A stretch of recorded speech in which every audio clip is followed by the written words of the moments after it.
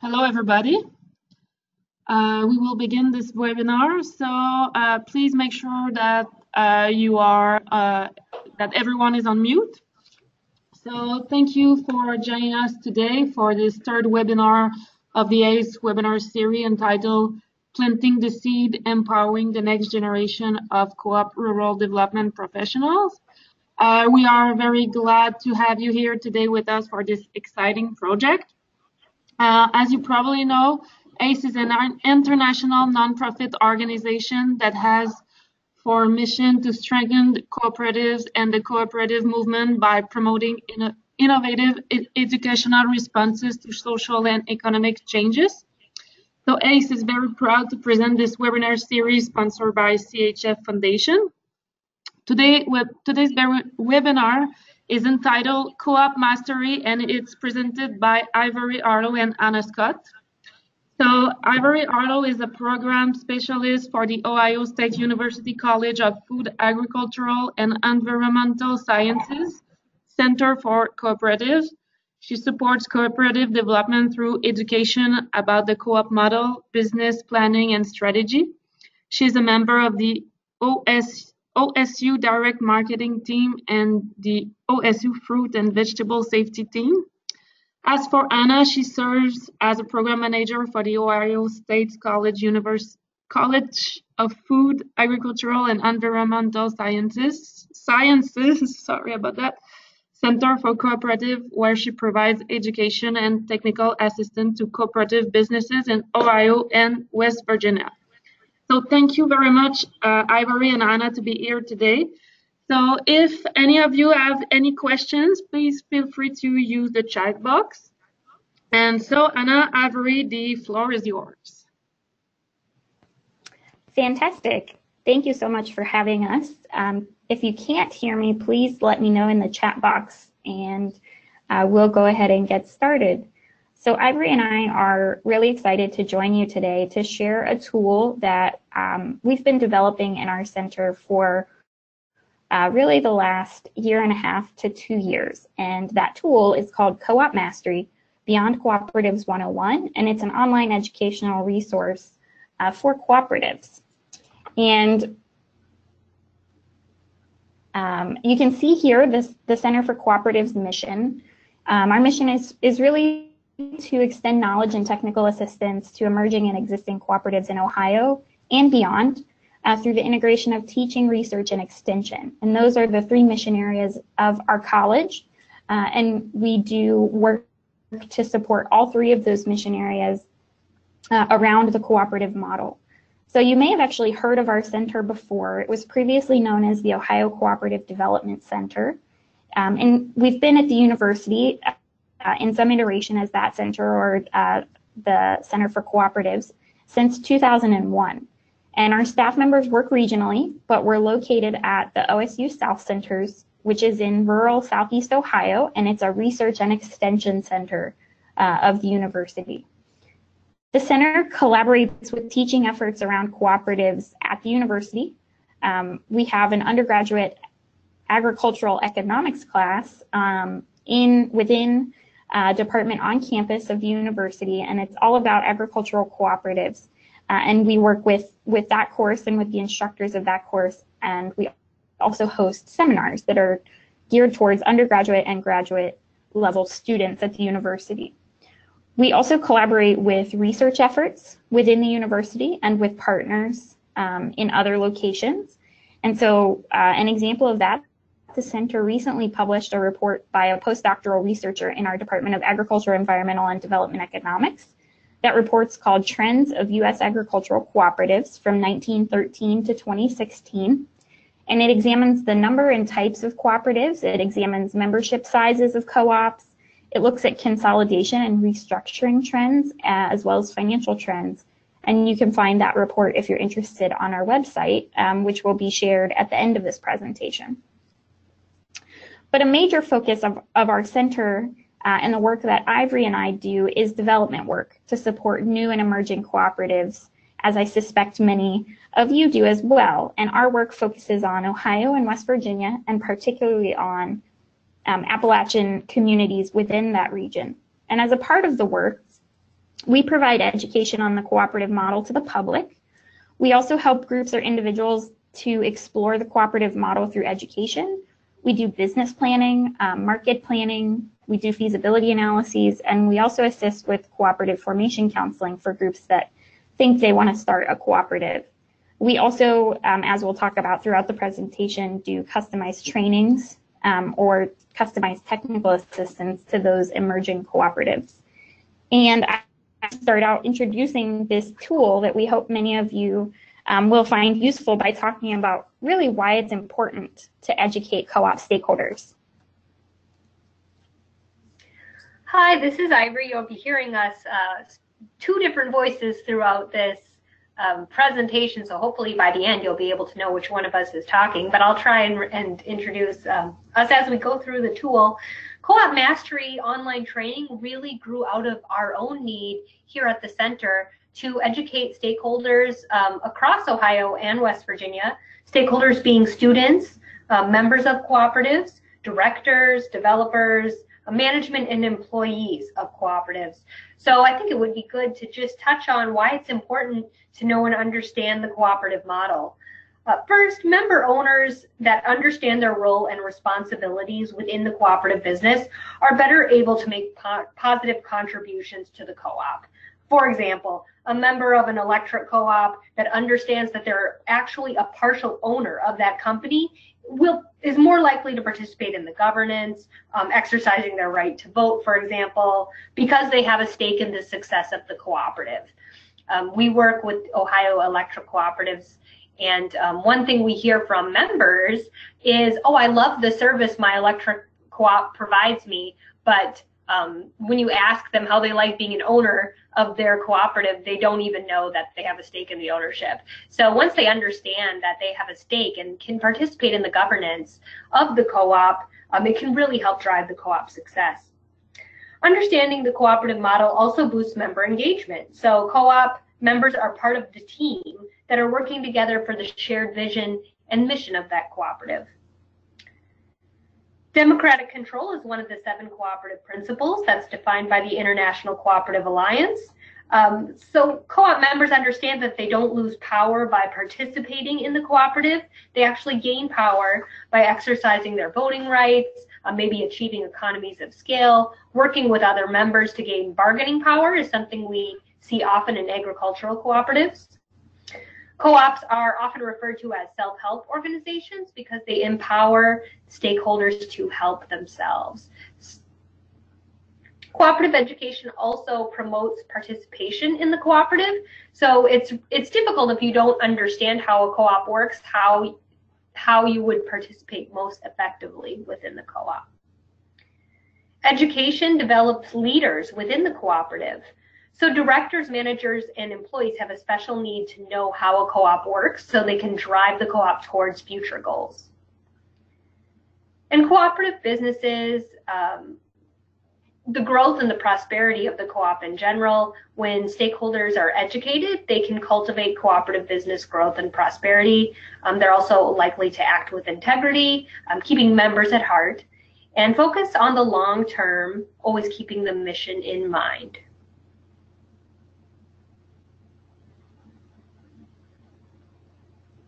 So what is Co-op Mastery? Co-op Mastery is an online training for members, directors, managers, employees, and students of cooperatives.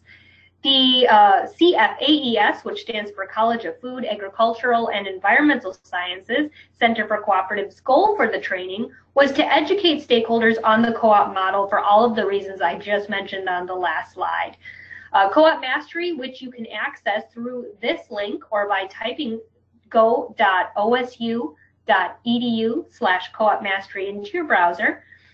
Mastery offers digital educational content. So we incorporated videos, graphics, we interviewed co-op experts and leaders, we presented case studies and some modern research that engages online learners. So it really helps bring together resources in a way that modern learners could utilize more engaging content and learning about the cooperative model. Co-op Mastery Beyond Cooperatives 101 is online. It's completely online. It's free and it's open to the public. So using it as a tool to educate folks that are exploring the cooperative model, perhaps students that you would like to use some of the content to teach about cooperatives. It is free and open and public facing, so anyone can access it by using this link. This is Hannah again. We also developed as a part of this project what we're calling the Co-op Mastery Companion Workbook. You can see a photo there on the right-hand side of your screen of that workbook. And as a part of our work with new and emerging cooperatives or groups who are interested in taking a deep dive into the cooperative model, we're often working with those stakeholders over multiple sessions, and we're educating them on the cooperative model or really planning for their future cooperative in segments or in sections. And with all kinds of learning, one of the things we noticed as we were developing this tool, just listening to someone talk is often really not enough to create a deep understanding. So it was our goal with this companion workbook to enhance the learning and planning efforts of those stakeholders that we work with.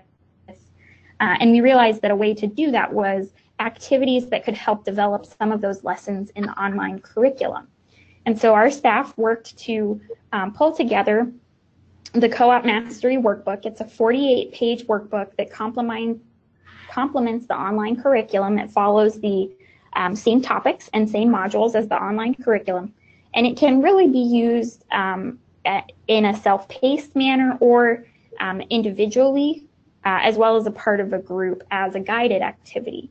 And so some of those activities in the workbook are adapted from lots of sources, like USDA's fantastic publications on cooperatives, or from our faculty friends at Ohio State, or even resources on e-extension.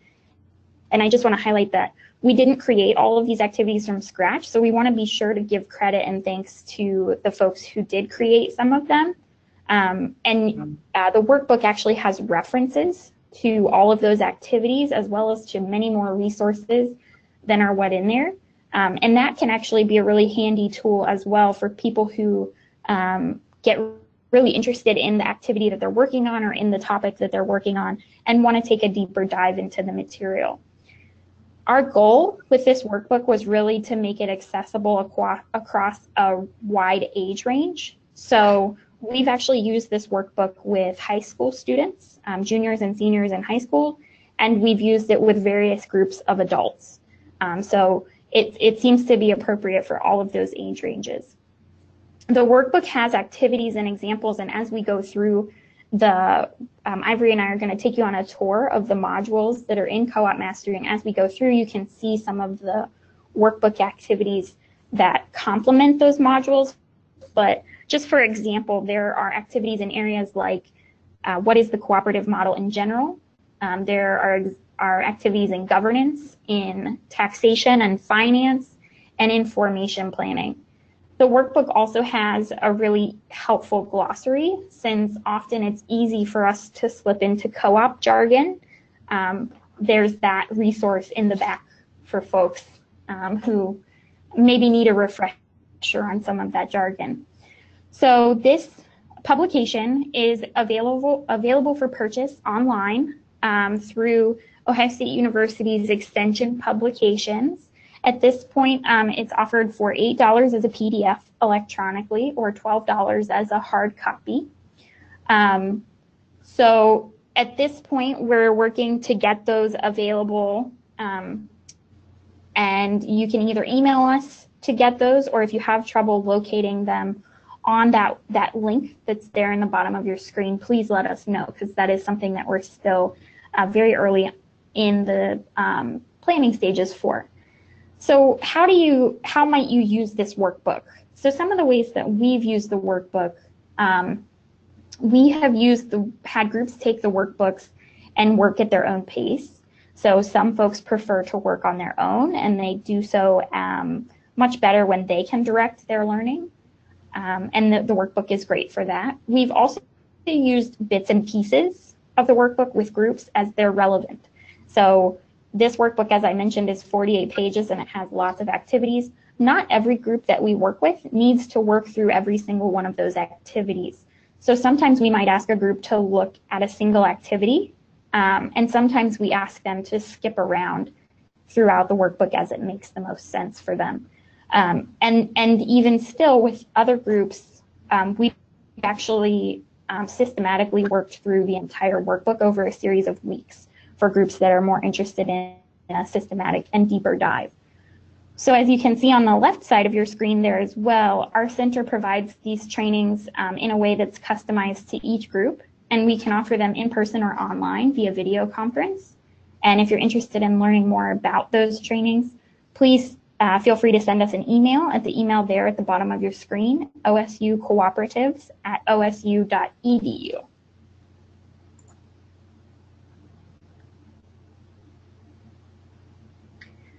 So I mentioned that Co-op Mastery online training is free and public facing, so everyone can utilize it. We have to give thanks to the CHS Foundation for making that possible. CHS Foundation provided the center with a grant in 2017 to make that available to the public.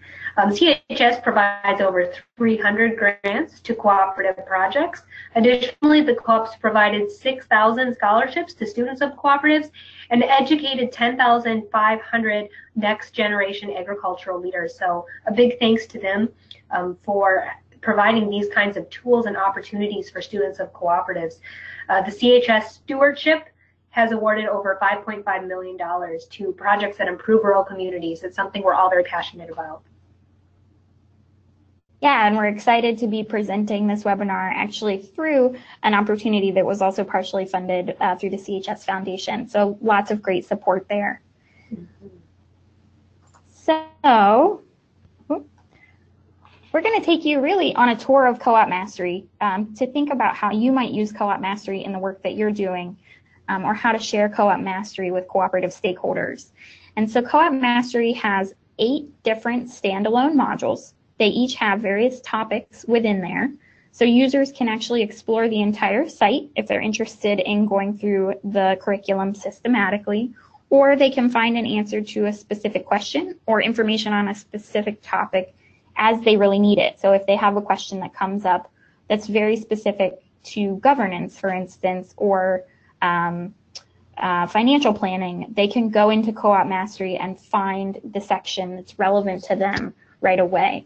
And so you can see some of those modules along the left of your screen, but those are the cooperative model in general, governance, history, legislation, legal considerations, finance, taxation, and the formation process.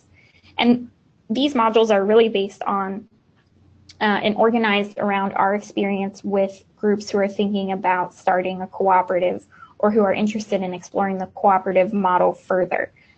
We are currently in the process of expanding, and so you can check back at other times as well to see how we've added to this information.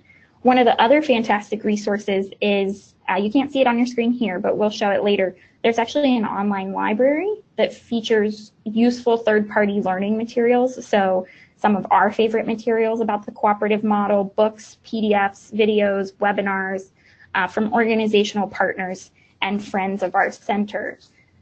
There's also an online forum that allows users to ask questions and to get answers from the center staff in real time. So if they can't find something, or they maybe have a specific question or need more detailed information, they can use that forum. And then the site also has links to various outlets where our center communicates. So we have a blog called Collaboration Nation, where we share news and information about our center or things relating to the cooperative business model, and then also where to find our center on social media. So that's all there. And we are going to jump through each of those modules in a little bit of detail for you.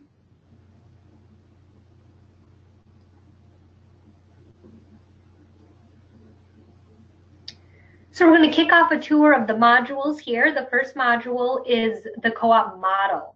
So we all know co-ops are all around us. This morning, for example, when I turned on the lights, it was powered by my rural electric. I had Land O'Lakes butter on my toast and Sunkist orange juice for breakfast.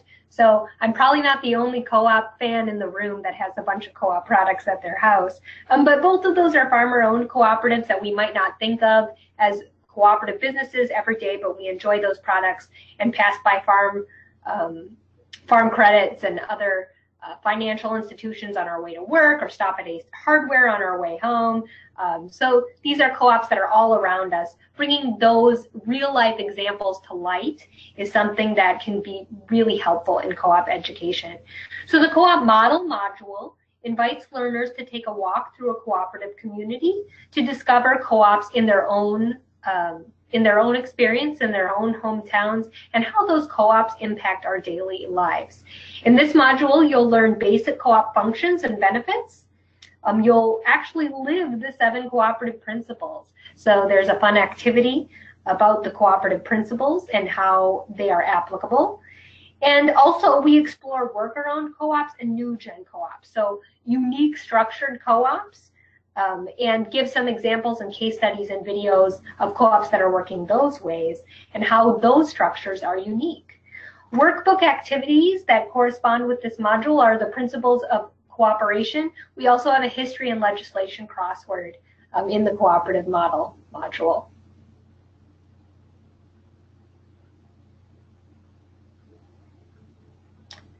Module 2 is governance. So we just made it through midterm elections here in the States, and you probably don't need a lecture on the importance of voting, but co-op owners enjoy the privilege of making decisions that guide the direction of the cooperative. The governance model informs learners their roles and responsibilities within the co-op. So that is of members, employees, and managers. We also cover how to elect and train a board of directors, which we'll be adding additional materials to throughout this year. And we take a good look at how co-ops vote. This is my favorite section of the workbook and my favorite activity, and that is whose job is it? It does a great job of clarifying roles and responsibilities of members, employees, and managers within the co-op. We all know, especially those of us who are developers, that when everyone understands their role and responsibilities within the co-op itself is more efficient and more effective in fulfilling its mission. Another area I'd like to point out within the governance model is the sample bylaws. So bylaws look so different depending on what kind of co-op. Even within agricultural co-ops, bylaws are very different.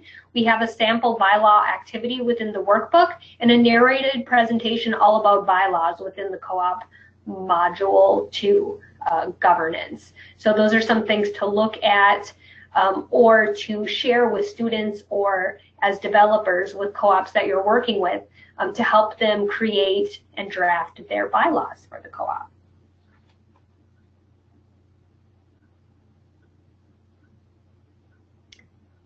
The third module of Co-op Mastery is history.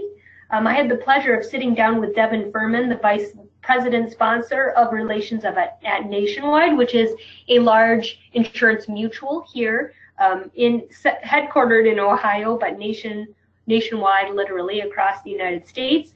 And I learned about Nationwide's shared roots with the with the Farm Bureau Federation and the Ohio Farm Bureau here in Ohio.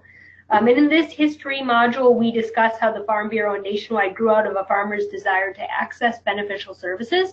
So it really links back to the root of why agricultural producers got together in the first place and started forming cooperatives. And looking at that, we clearly see how cooperatives benefited groups of farmers 200 years ago and how they're still benefiting groups of farmers today.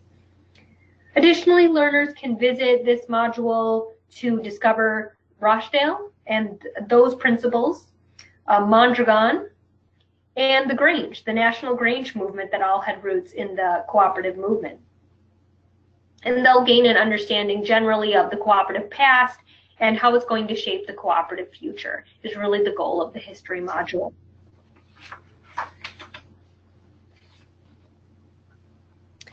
Yeah, absolutely. So the next module that really builds on what Ivory was just talking about in the history module is the legislation module. And so as a unique business model in the context of American businesses, but really globally, there are some major pieces of legislation specific to the U.S. that cooperative stakeholders should be familiar with. And this module is really meant to provide them a basic introduction to that legislation, along with a few case studies that they can learn from about the effects and impact of that legislation. Also, since cooperatives in the U.S. are organized according to state statutes, and every state has different statutes, this module familiarizes learners with co-op statutes and points them to resources that they should learn about to more familiarize themselves with that. So like our friends at USDA and the National Cooperative Business Association have a cooperative state statutes project that is referenced in that material that people who are interested in taking a deeper dive can take a look at. And related to that, we often get questions from people who are thinking about a cooperative or people who are exploring the cooperative model about legal considerations. So cooperative stakeholders, it's really important for them to have a basic understanding of the legal context of their business, really. And so this module introduces them to cooperative legal consideration topics. So our friend Carolyn Esselgroth, who is a partner with Barrett Easterday, Cunningham, and Esselgroth in Central Ohio and a cooperative attorney, provides some fantastic insights on many of these topics. So discussing areas like co-op law and how it intersects with agriculture and agribusiness. There are some resources and activities that compare different business structures, the basic business structures that are available in the U.S. There are some videos and information about evaluating risk and liability concerns in the formation of a cooperative or really in a cooperative context. And then perhaps the question that we get, maybe not most often, but we get it quite often, and we think about often, is when it's best for a group to consult an attorney. And so our friend Carolyn Esselgroth discusses that question very specifically in a video that's available in this module, thinking about when it's best to consult with a cooperative attorney. In the workbook, Ivory mentioned some of her favorite activities. I think my favorite activity is actually in this section of the workbook. There are some activities for people to think about the different types of business models. So there's a Business Models 101 activity, and there's some resources there that talk about the distinct nature of each of those types of business models. So that can be useful for folks to really get a good understanding of the landscape of business models. Turning to my second favorite module, I think, of Co-op Mastery is the finance module. This is module 6. And so because we know that co-ops are unique in all areas, but really unique and complex in a way that's many times unfamiliar to stakeholders that we work with in financing. So this module has a lot of fantastic resources on the economic side of cooperatives. So this module looks at the economic impact of cooperatives, so how important cooperatives are to the economy overall. It looks at the sources of capital that cooperatives can use for financing startup or financing ongoing operations. It also looks at the unique way that co-ops share surplus with patrons. It takes a look at member equity systems and the different types of equity systems that are available to cooperatives. And really importantly, it takes a look at the importance of cooperatives keeping good records for their financial health. And that's extremely important when we start working with new and emerging cooperatives. The workbook has a couple of really great activities to reinforce these concepts. So you've probably all seen all of the eyes in a room glaze over when you start talking about cooperative patronage refunds or equity redemption or other cooperative topics. At least that's our experience, is that with these kind of complex concepts, folks tend to kind of steer clear of them. And that's not always great for the management of their cooperatives, particularly if they're a startup or on a board of directors. So the companion workbook has a couple of activities to reinforce these concepts. So there's an activity that actually presents a short scenario of sales and income and expenses where learners can calculate patronage refunds for patrons. And then there's also an activity presenting examples of equity allocations in a sample cooperative, and learners can work through questions about how the co-op might redeem that equity under various systems. There's also an activity that presents a basic balance sheet of a cooperative and that members can use to calculate and explore financial ratios and what financial ratios mean to the governance of cooperative business.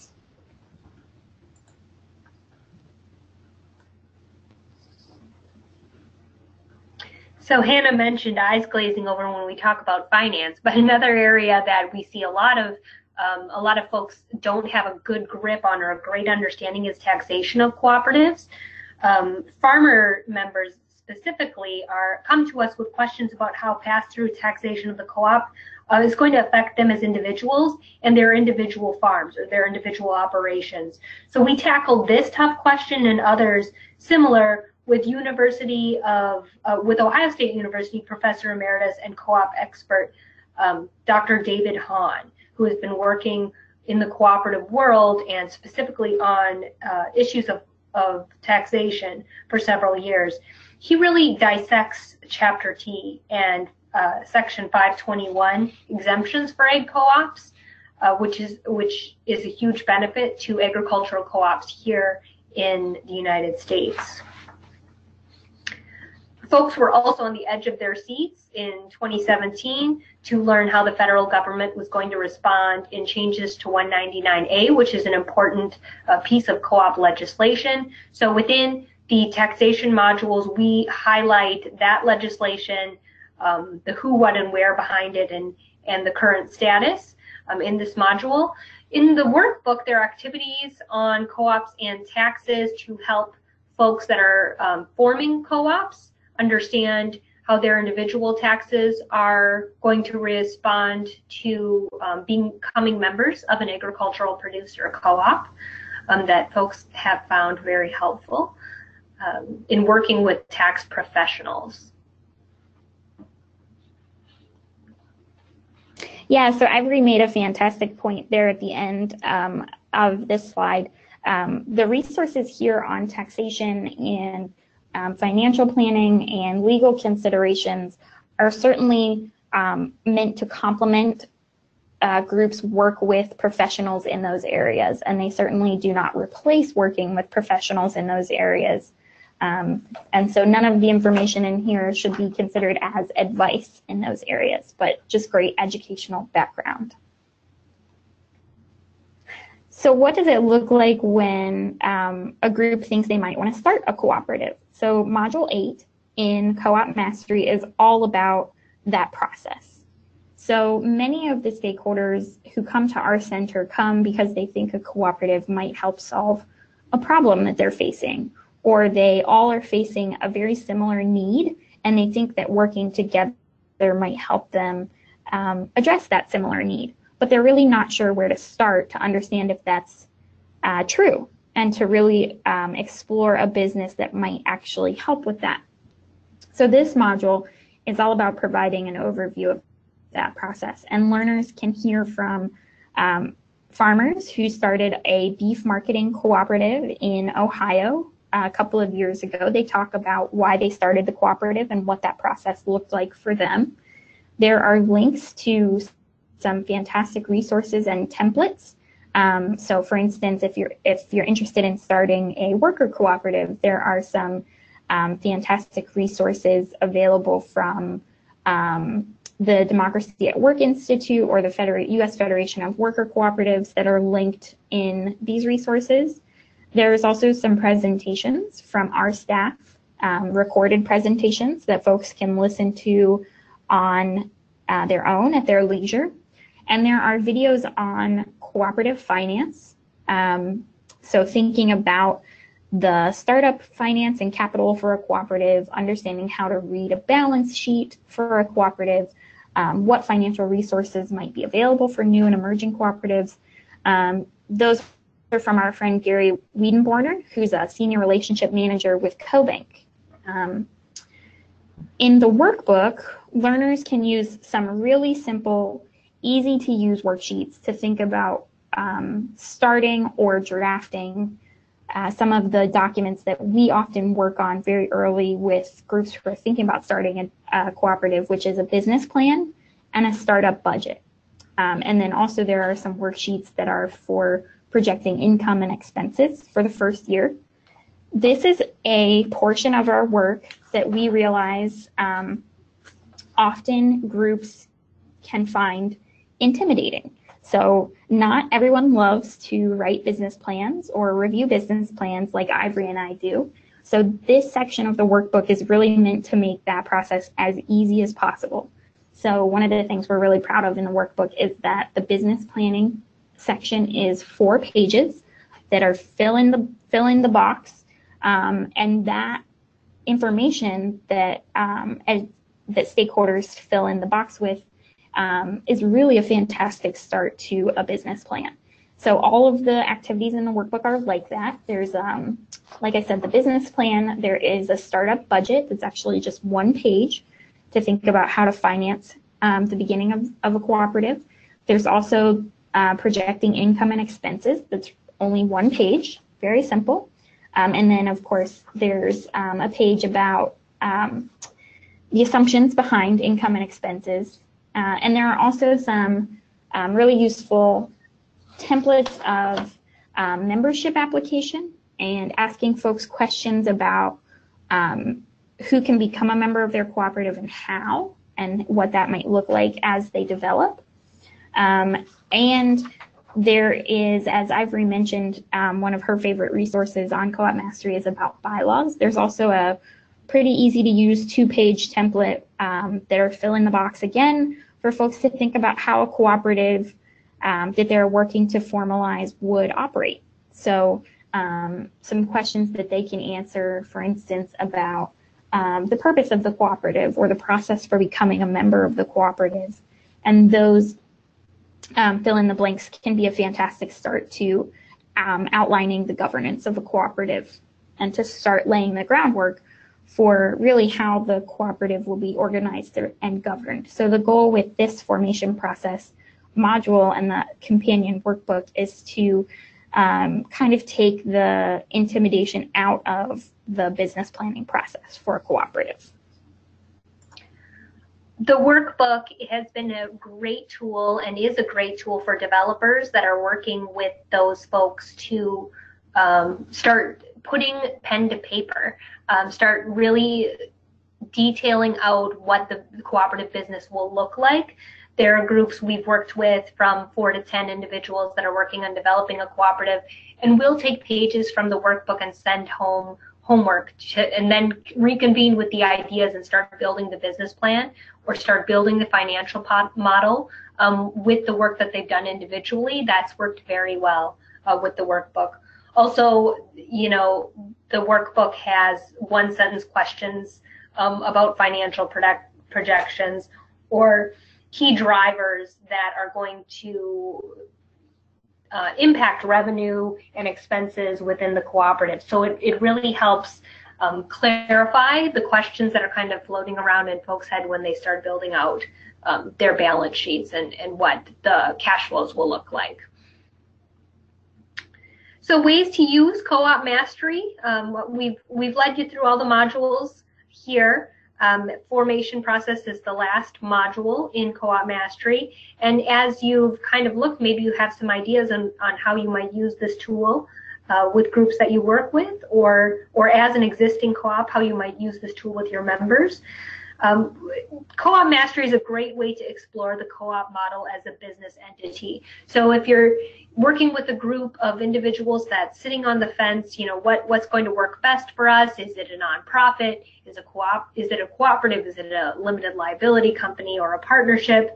It's a great way to explore the cooperative model to understand how it might benefit you as a group, or are there other entities that might benefit the group more to use?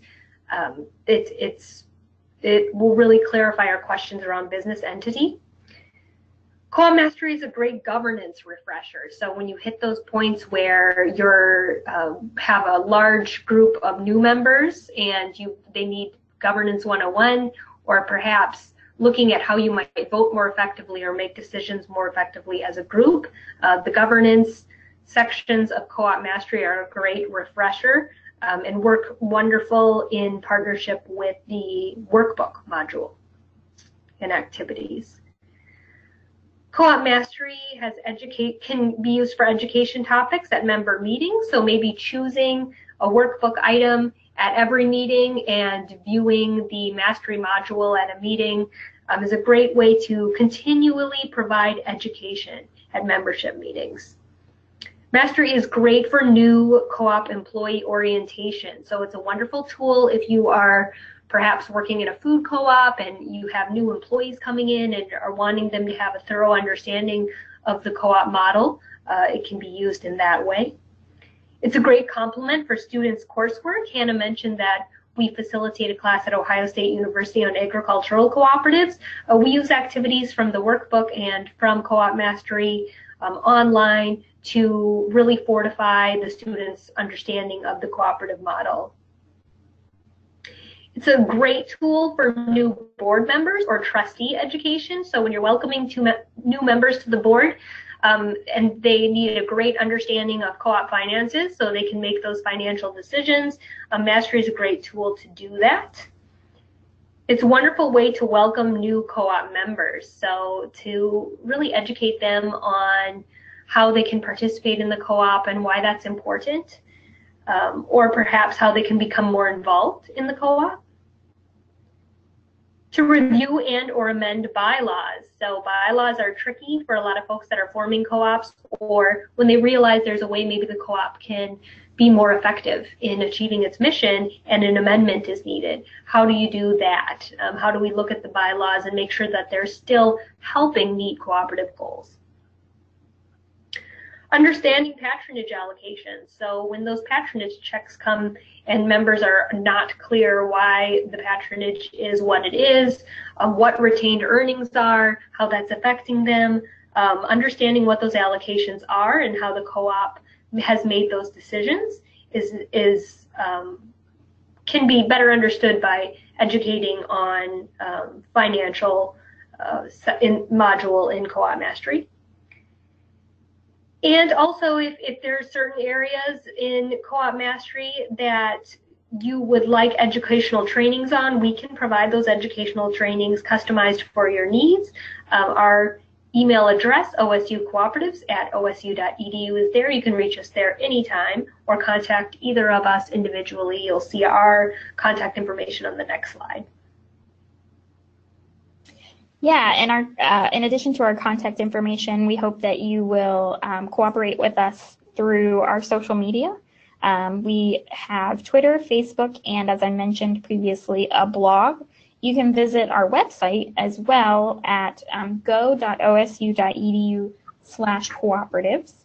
And with that, we would like to answer any questions that you might have for us. And there are a couple questions in the chat box that we'll get started with, but if you have additional questions, please feel free to type those into the chat box. So Erin was asking if there's content in Co-op Mastery on indivisible reserves of cross-generation capital, and specifically thinking about that within the realm of governance and discussions on ownership and autonomy and stewardship. And Erin, we do not currently have content on indivisible reserves of cross-generation capital, but that gets to a fantastic point that Ivory shared. Co-op mastery, one of the things that we really like about it is that it's fluid and flexible, and it can be responsive to the needs of stakeholders. So if you see something that you think would be a fantastic topic for co-op mastery or something that you'd like more resources in the work that you're doing, please do email us or connect with us another way and share that with us. We always like to hear more. We do, and we really foresee this even from, we launched Co-op Mastery on June 1st of this year, and even pressing that launch button, we really saw this as a work that we're going to continue to add to. So I would invite anyone to provide suggestions on where they see a lack of educational resources. I also, if you have expertise in a certain area and would like to contribute to Co-op Mastery, we would love to work and collaborate with you on contributions to Co-op Mastery as well. So feel free to reach out to us. Absolutely. That's another really great thing about Co-op Mastery. So we're not experts in all areas of cooperatives, but we were so excited to sit down with folks who are experts in lots of areas of cooperatives and to learn from their experiences and perspectives. So that's one of our favorite things about it as well. It looks like Todd asked, to what degree does the Appalachian Regional Commission support the development of cooperatives through grants and other forms of funding? And thinking about whether we should be promoting cooperative development model to ARC as a viable and sustainable form of regional development. Todd, that is a fantastic question. ARC can be a fantastic resource in the communities where it's available throughout the Appalachian region in the United States. And as I mentioned, our center sits in the Appalachian region and we focus on Appalachian economies, so agriculture, forestry, those types of economies. The Appalachian Regional Commission funding, it would be great if we could have a really specific conversation about that, because funding is really variable and it depends on the goals of the work that's being done and the availability. But to your question about promoting cooperatives as a development model that's sustainable and viable, yes. So part of this work we hope is helping to raise awareness about the cooperative model. Ivory talked about in the first module how that module points out how people interact with cooperatives every day. One of the things that we find really often in our work educating the public is that many people don't know they're interacting with cooperatives when they are. So even just raising awareness about cooperatives in the public, but also in the realm of economic development and community development can be a great way to use Co-op Mastery. And we should add that to our top 10 list. And Dustin asked about the forum and is wondering if he needs a username to log in and whether that is planned to be open to the public. So Dustin, yes, it is planned to be open to the public. It sounds like we're having some technical difficulties. Thank you for pointing those out, and we will try to work on those. And it looks like William added, the Teach Ag campaign will be hiring, or may have already done so, a new person for My Local Co-op campaign, also funded by the CHS Foundation. That sounds like a fantastic resource that we should add.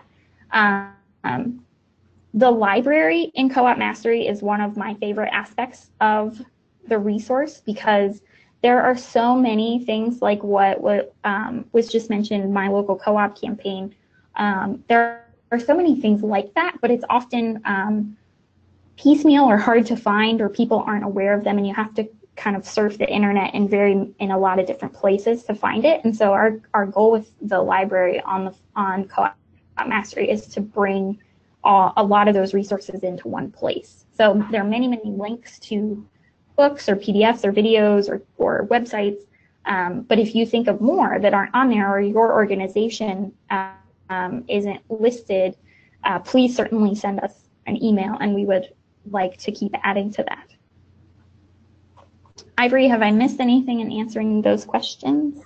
No, I will look into the technical issue with the forum. It is a public forum, so we should